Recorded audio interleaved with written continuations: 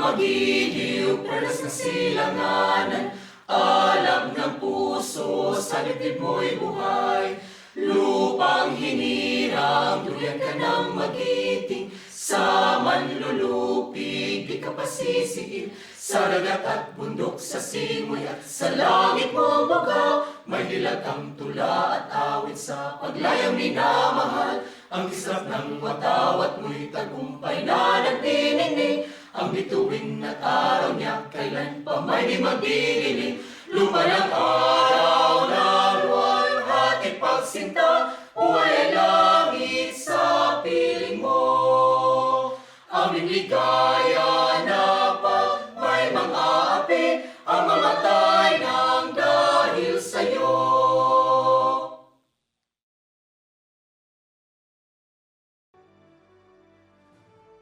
Son, and the Holy Spirit. Amen. Heavenly Father, surround those who are graduating with your grace. Bless them with hope so that they move into the future with eager and open hearts. Help them to put the knowledge, skills, and insights gained through their education to use for the good of all humankind.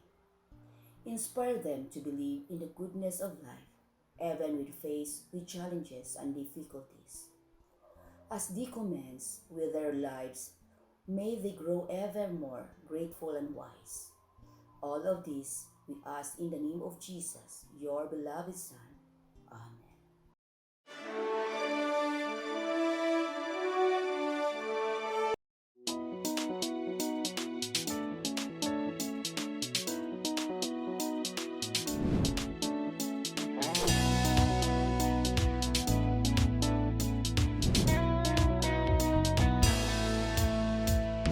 Padayon, edukasyon palambon, kita magpadayon para sa kaugmaon.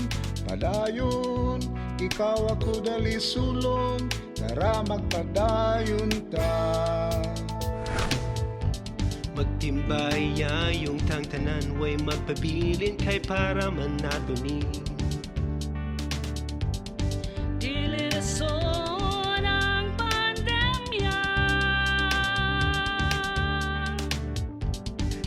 Pamaagi kung magkugi ug magamping lang permi. Tabangan ay tanang pamilya. Dili rason ang pandemya.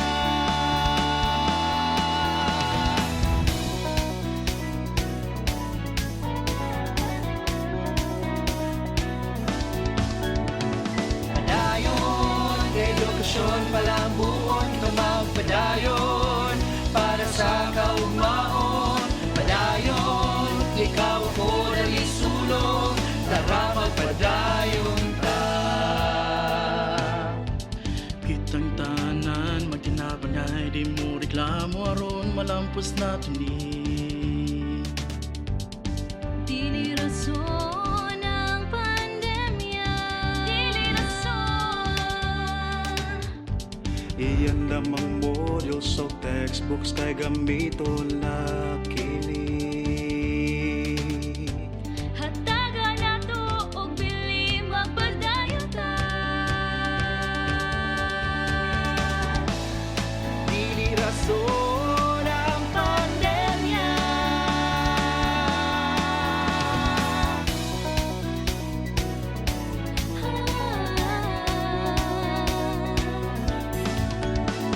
Ayunon nato ning tanan,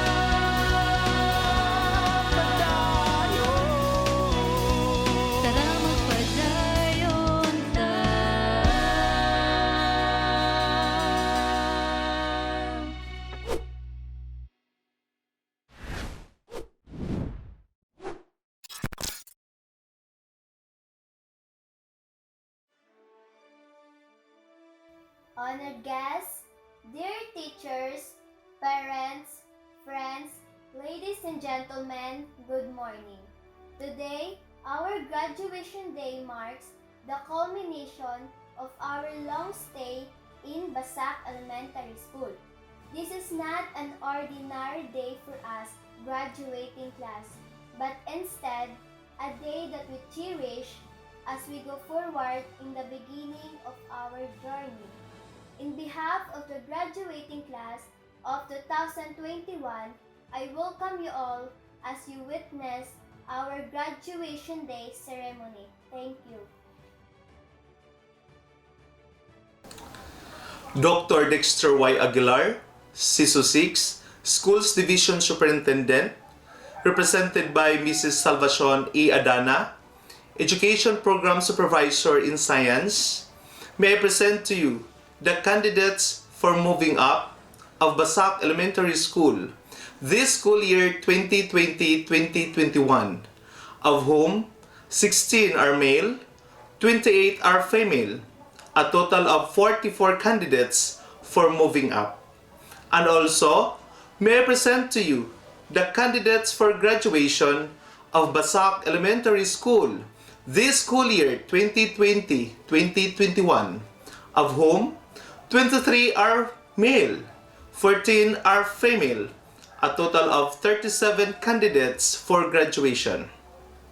I hereby certify that they have satisfactorily completed all the requirements of the basic education curriculum in the kindergarten and elementary level prescribed by the Department of Education.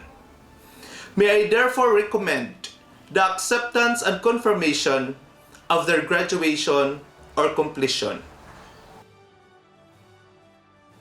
By the authority vested in me by the Department of Education through the Schools Division Superintendent of Baay City Division, Dr. Dexter Y. Aguilar, JD, CESO 6, and upon the recommendation of the school head, Mr. Robert J. Fernandez, who has certified the satisfactory completion of all the requirements of the basic education curriculum, school year 2020-2021, in the kindergarten and elementary level prescribed by the Department of Education, I hereby accept and confirm the moving up of 16 boys and 28 girls, a total of 44 completers, and the graduation of 23 males and 14 females, a total of 37 graduates of Basak Elementary School this 16th day of July 2021.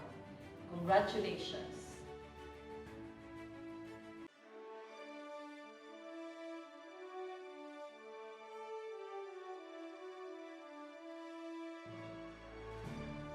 As the advisor of kindergarten of Basak Elementary School, it is my privilege to call the following completers: Alokina John Dave E. Angana Jomari V. Ardenia Sunnyboy R.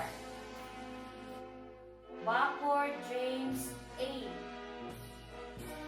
Bakor Fernie S. Huli Husimart C. Huli Kenley Clyde A. Ibiza LG O. Esmero Joshua E. Estrada Prince Sander P.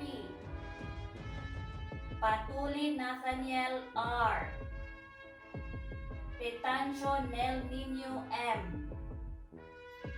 Redobles J. Phil P. Redobles J. Well P. Santos Prince Ivan P. Silakpo Justine A. Anthony Ziana Elisha L. Ardenia Christine R. Bilyo China G. Kabanag Angelica May M. Kabual Cherilyn G. Katakutan Daisy C. Kulapang Leia G. Kulapang Rose Ann A. Kuli Eliza.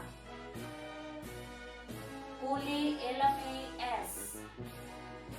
Daitan Jemarlin B. Dikir Sofia. Dongke Quincy E. Doran Princess Chloe O. Linugo Ira S. Linugo Eliza Jane A. Mejio Riza V. Mura Marian C. Palacios Lira L. Palomar Ninia M. Pamulan Carolee. Sardido Janine Abigail C. Silaku Sofia Jean T. Silva Mary Jane. Simborio Anika L. Siray Keisha J. Torres Pearly Joy B. Sozima Haname B.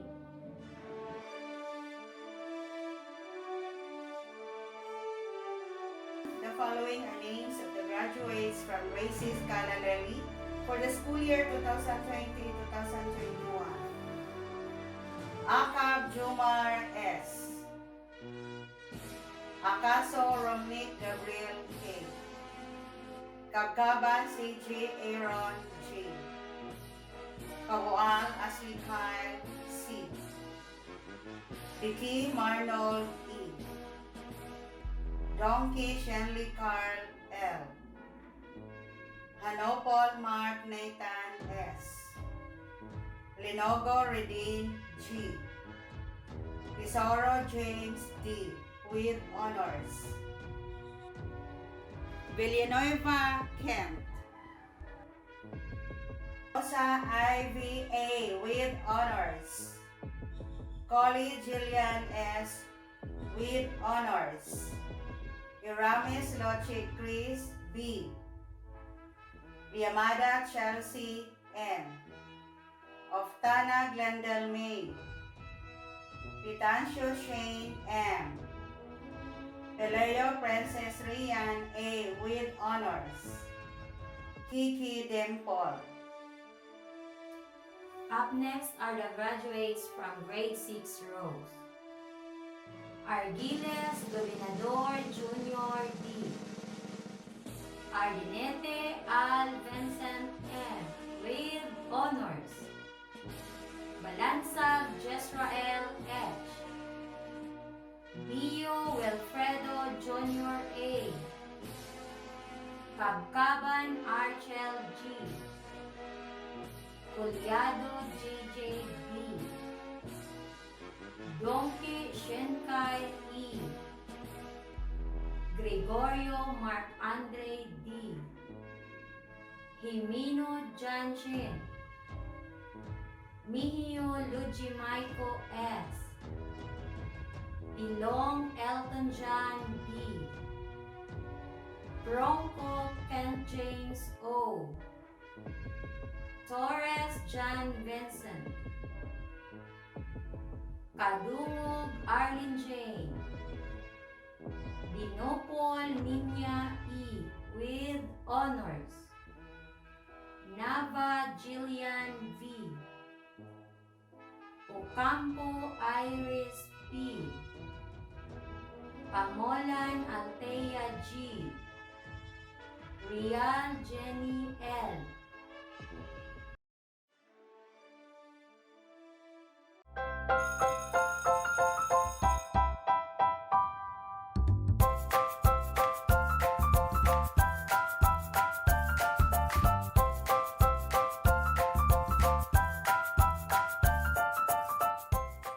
Good day to each and everyone who is attending virtually present at this time of our graduation ceremonies for our beloved and very precious graduates for the school year which ends at this time.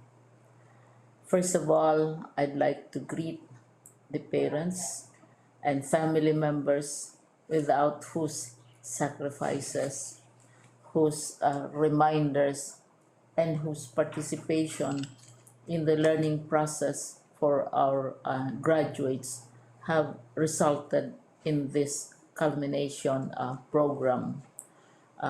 This year, your role has changed drastically, where we've always believed that the matter of educating our children rests nearly exclusively on our teachers and our staff. This time, you parents, you family members, you who are in the households of our learners have expanded your role and contributed to this wonderful day wherein finally, our learners are graduating in this culmination exercise. So, congratulations, because this year has not been very easy, has not been a picnic for our teachers, for our family members, as well, especially the parents, mothers, fathers, sisters, brothers, and all who have contributed to the achievement of our learners at this time. So, maraming salamat at congratulations, parents and family members.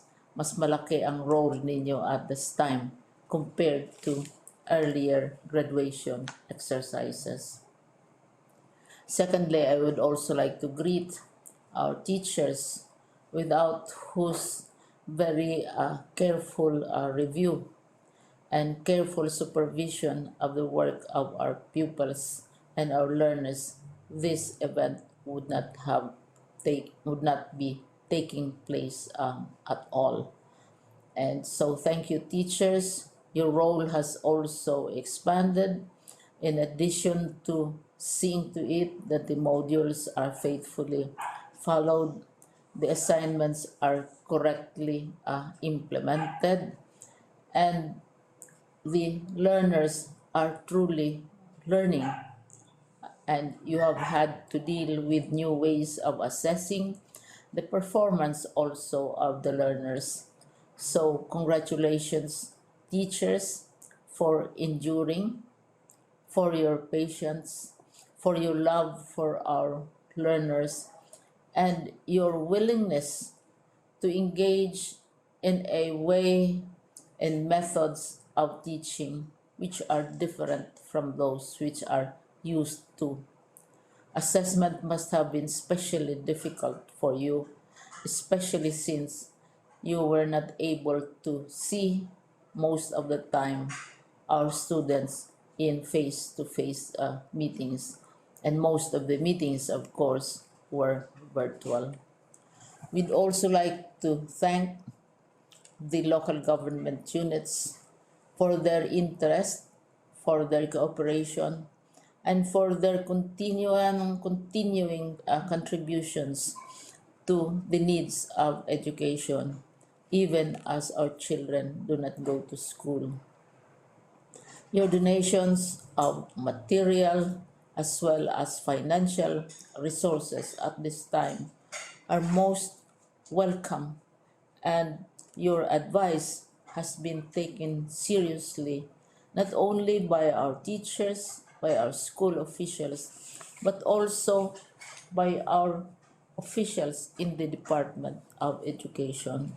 We continually talk with local government units, especially in times of disaster, in times of great need for classrooms, for space, and for responses to unforeseen emergencies. Thank you, local government units. But of course, most of the congratulatory greetings fall on the deserving graduate. Each and every one of you is truly special. You are different from the other graduates who have passed through the portals of your school. You went to school practically without seeing your teachers, if at all. You went to school with your parents, your mothers, and your fathers hovering over your shoulders and seeing to it that you are able to complete your assignments. You are completing your studies at a time when examinations and assessments are different. You are culminating these long months of hard work at this time, even as you have to do family chores, even as you are distracted, and even as your world has turned upside down, and it seems and it appears as if we don't know what the future holds and what will happen next. But you have persevered, and now you are ready to graduate.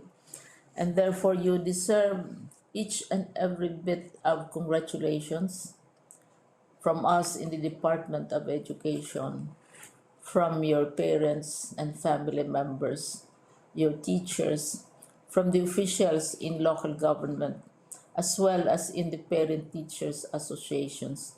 You deserve each and every single congratulatory pat on your back, each hug virtually, of course, and each greeting, which I am sure you are also receiving virtually.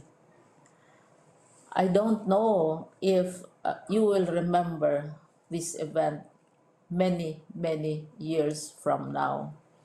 I have tried to recall myself who our graduation speaker was when I finished high school and when I finished my college studies.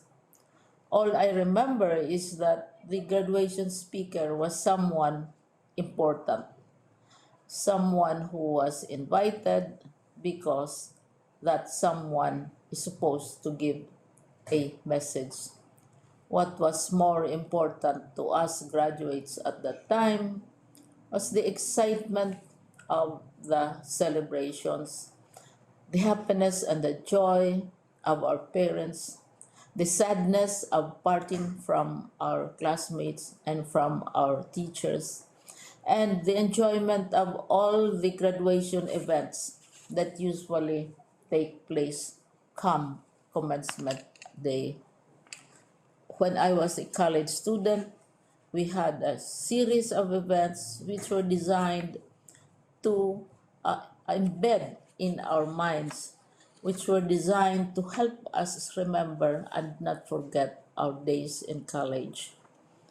We would spend one whole day going around the campus, visiting the classrooms, saying goodbye to our teachers, and sharing memories.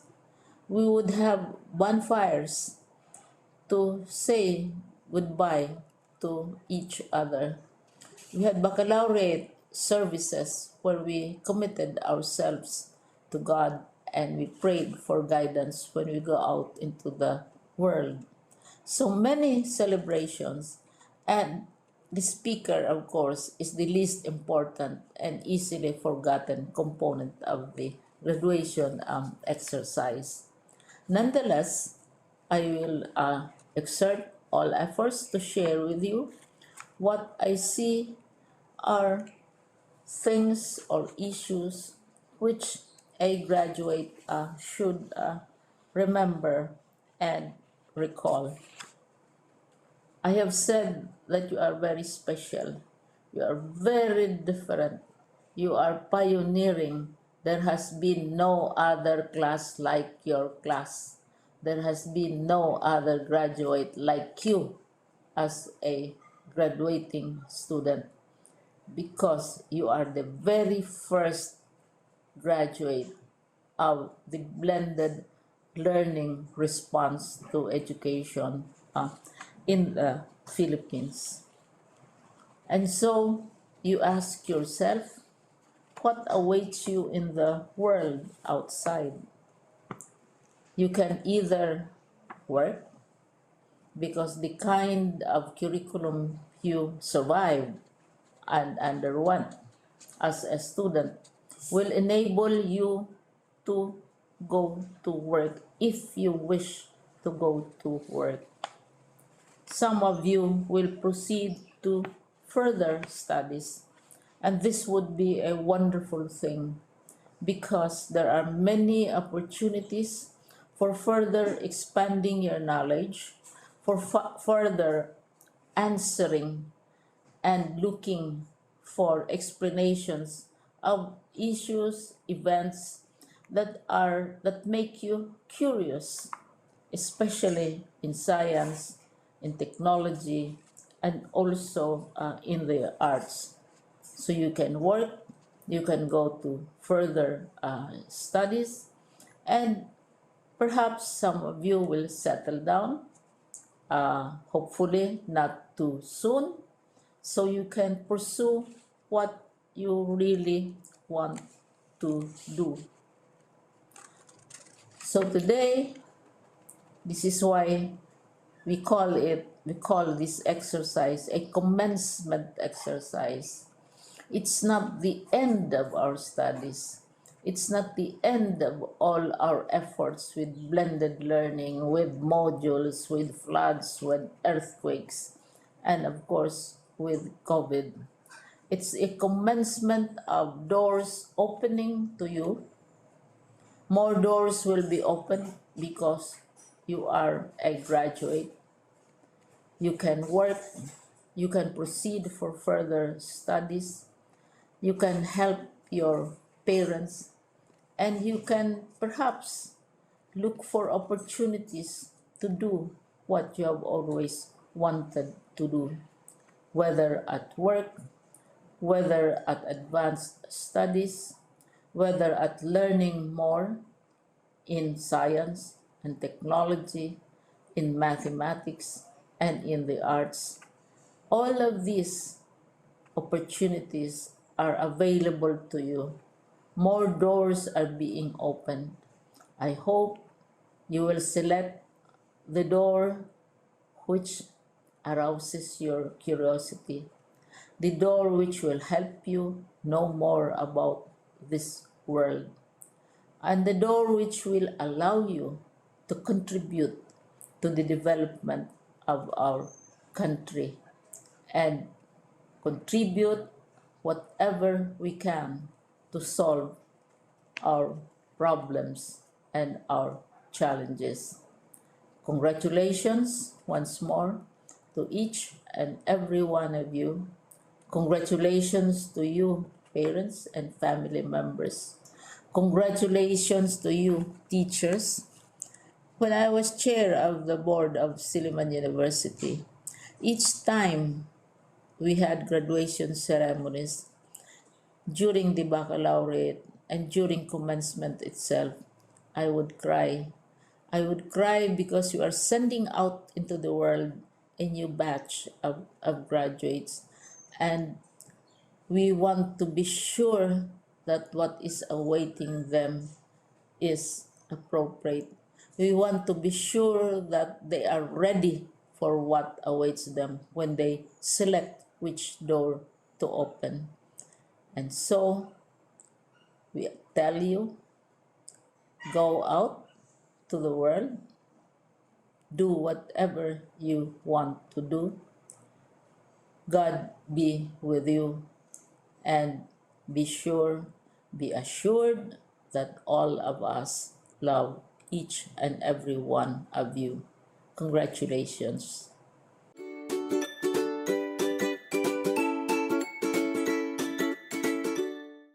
Greetings of love and peace to each and everyone.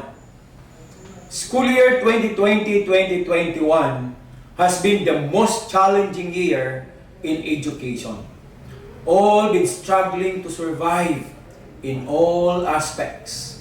But our beloved Secretary Leonor Magtulis Briones lead the baton that education must continue amidst whatever crisis we will be facing.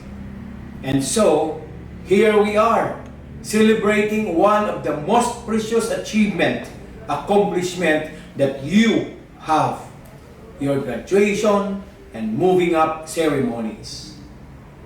It is one fleeting sense of pride and joy to be able to celebrate with all of you for your victory, bravery, resilience, perseverance, and commitment that push you to experience what we have today.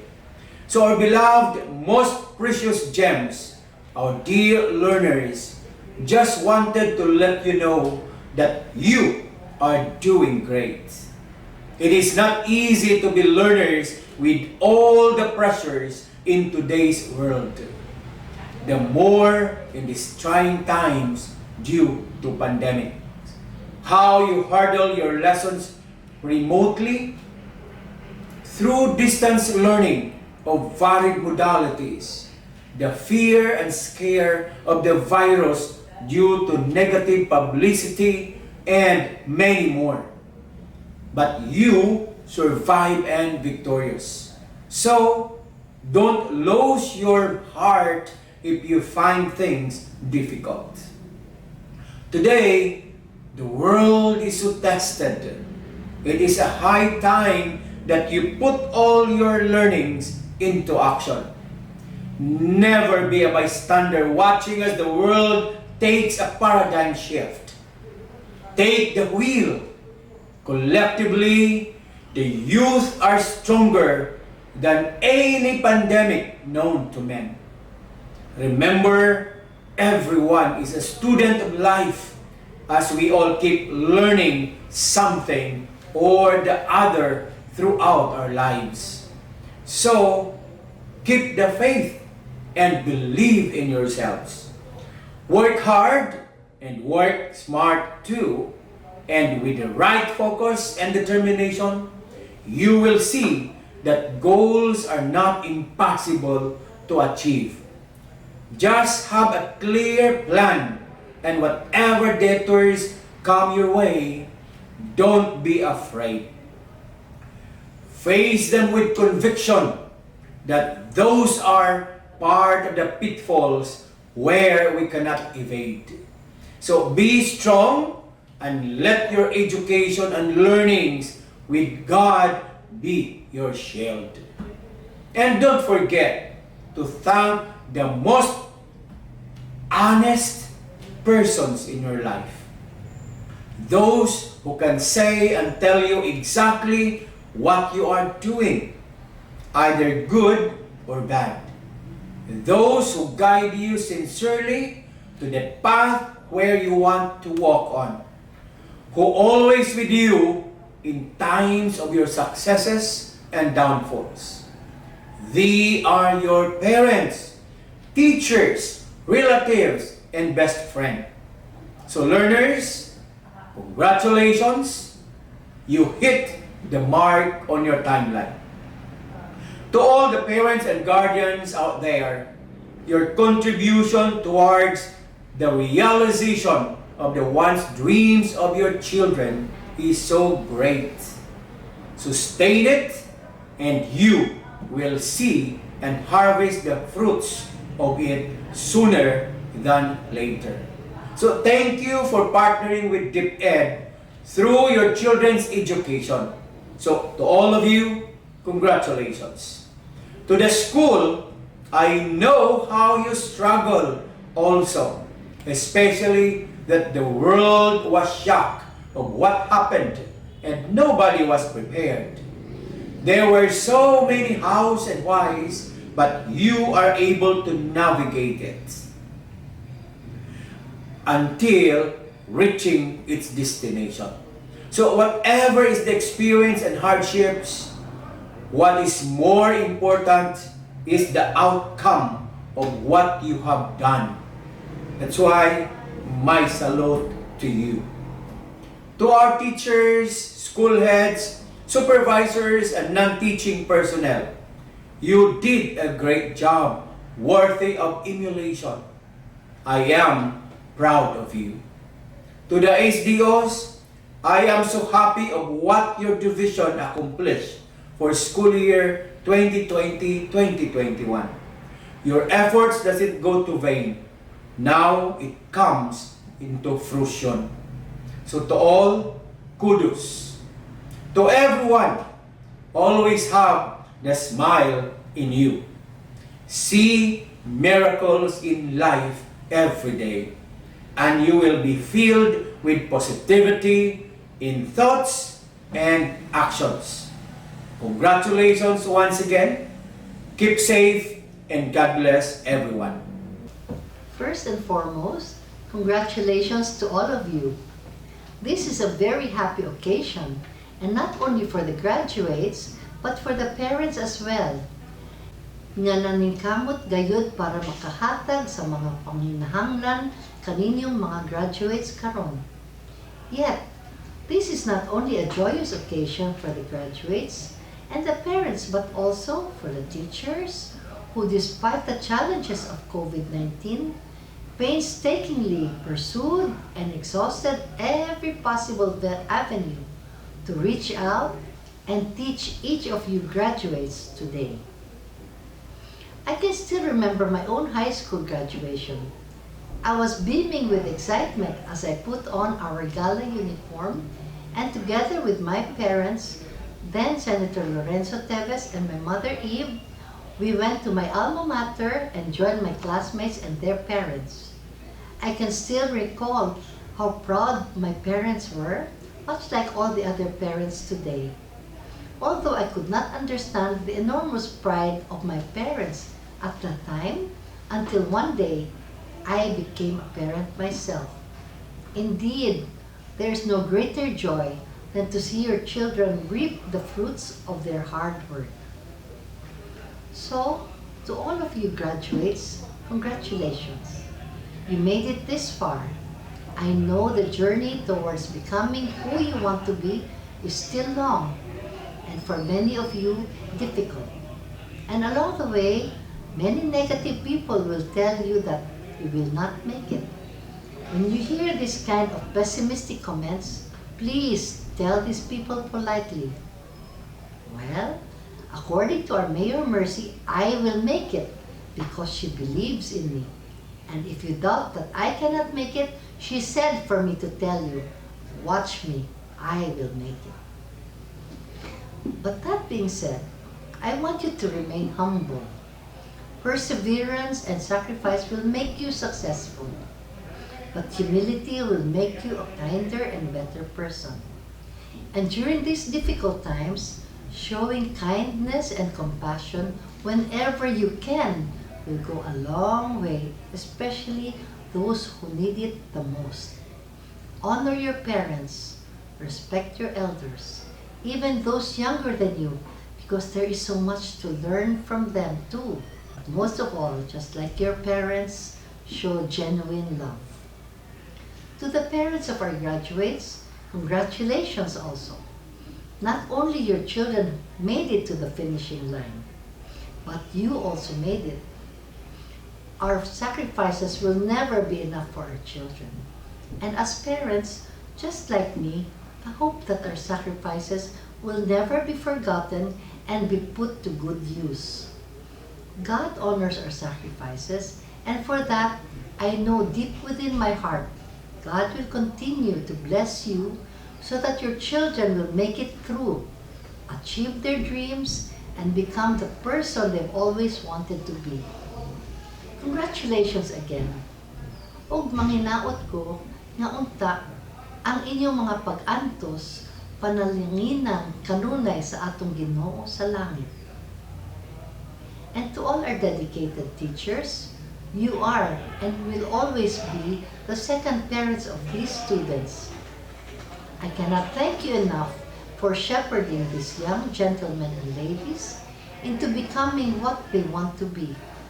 They are our future farmers, fishermen, teachers, doctors, nurses, lawyers, businessmen, mechanics, clerks, carpenters, government employees, and future leaders of our city and our country. Tungod sa inyong walay sukod nga sakripisyo, magmalampuson kining mga bataa ug mahimong mga haligi sa atong katilingban. Dili na nako tas-on kini akong mensahe kaninyo. Hinaot pa unta nga sa kanunay mag-amping kita. God bless us all. God bless Bais, our country and the whole world. And please keep safe and those around you. My warmest congratulations to all our completers and graduates of school year 2020-2021.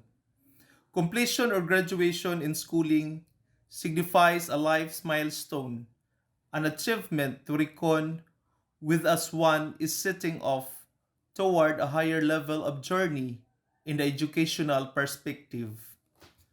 The health issue that the world is facing today restricts and disrupts mostly our human activities that greatly upset our lives and affects all sectors of society. Nonetheless, the education of our learners shall and must continue. The Education Department has introduced practical, workable, and largely acceptable learning modalities in order to reach out our learners and help them learn with the support of their parents, family members, and elders. And as we implement and adopt the distant learning strategies, we encounter complexities. Among them are the technical aspects in module writing, including quality assurance, production phase, distribution and retrieval, monitoring, assessment system, and along with the manner of reproduction, the limited resources, logistics, machineries, and manpower requirements. In several instances, the operation cycle experienced shutdowns and suspensions causing delays because of our teachers, school officials, and personnel handling the reproduction and command centers themselves suffered the affliction brought about by COVID-19. Yet, despite all of this, the Department of Education faithfully pursue its mission and vision and meaningfully endeavor to fulfill its oath and mandate, marching on to continue the education of our learners. The theme of this school year exercises in strengthening the quality of education amidst the COVID-19 pandemic speaks well of the earliest desire of DepEd to bolster the build up more lasting and significant learning experiences for our students. As DepEd is expected to embark for another school year with renewed vigor, much enthusiasm, and heightened dedication. To our completers and graduates, I take pride in your successful journey in acquiring not only the basic life skills and competence, but also the holistic development strengthening the values and your character traits. In spite of limited learning engagements, your teachers are hoping still that they were able to deliver the kind of education that they can honestly provide under these trying times. I and the Department of Education by City Division join your parents, relatives, teachers, and friends in celebrating your success and in assuring you to a more challenging and exciting phase of your life. Amidst all trials and obstacles, enjoy life. Keep safe and praise God. May the Lord Almighty bless us always.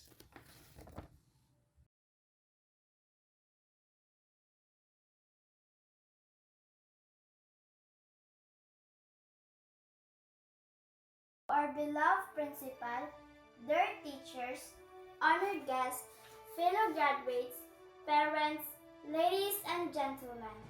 Today is a momentous occasion for us graduates. It is a day that marks another significant piece of life, a moment that recognizes achievement earned through hard work, perseverance, and sacrifices.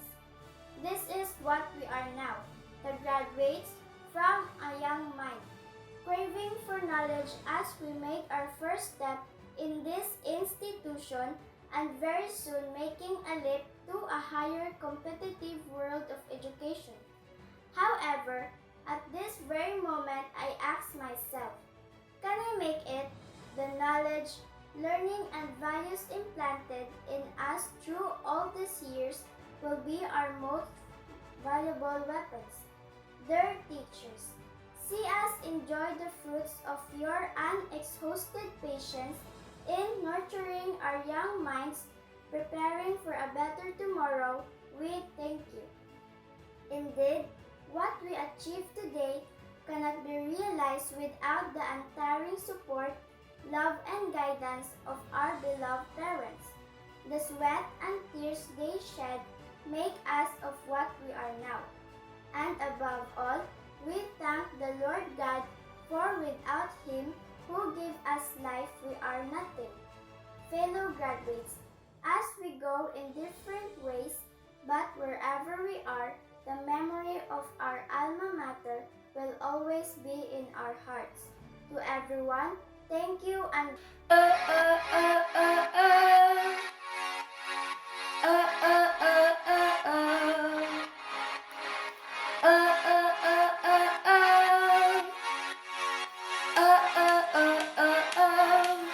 I messed up tonight. I lost another fight. I still mess up, but I just start again. Keep falling down. I keep on hitting the ground. I always get up now to see what's next. Birds don't just fly, they fall down and get up. Nobody learns without getting it wrong. I won't give up, no I won't give in, till I reach the end, then I start again. No I won't leave, I wanna try everything, I wanna try even though I could fail. I won't give up, no I won't give in, till I reach the end, then I start again. No I won't leave, I wanna try everything, I wanna try even though I could fail. Oh, oh, oh, oh, oh, try everything, oh, oh, oh, oh, oh, try everything, oh, oh, oh, oh, oh, try everything, oh, oh, oh, oh, oh. Look how far you've gone, you filled your heart with love, baby you've done enough, take a deep breath. Don't beat yourself up, don't need to run so fast. Sometimes we come last, but we did our best. I won't give up, no I won't give in, till I reach the end, then I'll start again. No I won't leave, I wanna try everything, I wanna try even though I could fail. I won't give up, no I won't give in, till I reach the end, then I'll start again. No I won't leave, I wanna try everything, I wanna try even though I could fail. I'll keep on making those new mistakes. I'll keep on making them every day. Those new mistakes. Oh, oh, oh, oh, oh, try everything. Oh, oh, oh, oh, oh, try everything. Oh, oh, oh, oh, oh, try everything. Oh, oh, oh, oh, oh, try everything.